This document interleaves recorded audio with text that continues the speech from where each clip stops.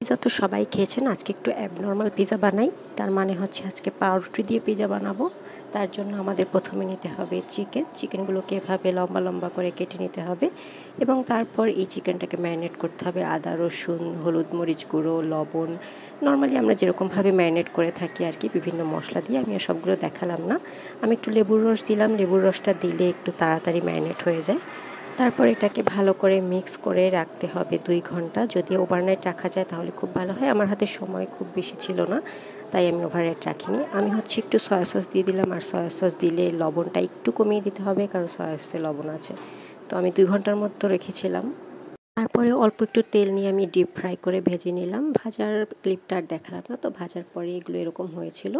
তো এগুলো এরকম করে ভেজে তারপর আমি পাশে রেখে দিলাম। এবার আমি ডোটা তৈরি করতে চলে গেলাম পাউরুটি দিয়ে।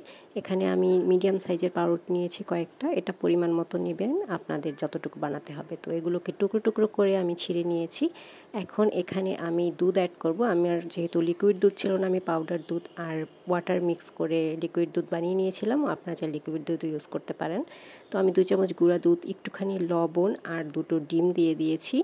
এতেই হয়ে যাবে, একটা আঠালো টেক্সচার আসবে। তো এটাকে আমি ভালো মতো মিক্স করে নিয়েছি। চামচ দিয়ে মিক্স করলে খুব একটা ভালো হবে না।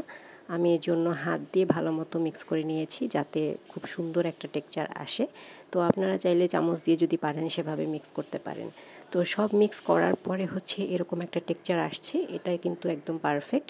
এরপরে চলে গেলাম ভাজতে। একটা প্যানে অল্প একটু তেল নিয়ে আমি সেই টেক্সচারটাকে গোল করে ছড়িয়ে দিয়েছি। ইটস লাইক দোসা আমরা যেরকম বানাই সেরকমভাবে আরকি এটাকে ছড়িয়ে দিয়েছি। পুরো শেপ আনতে পারলে ভালো, না আনতে পারলেও সমস্যা নেই। তো আমার এরকম একটা শেপ হয়েছিল। তো এটা পুরোপুরি ভাজা হওয়ার পরে উপর থেকে আমি টমেটো সস দিয়েছি।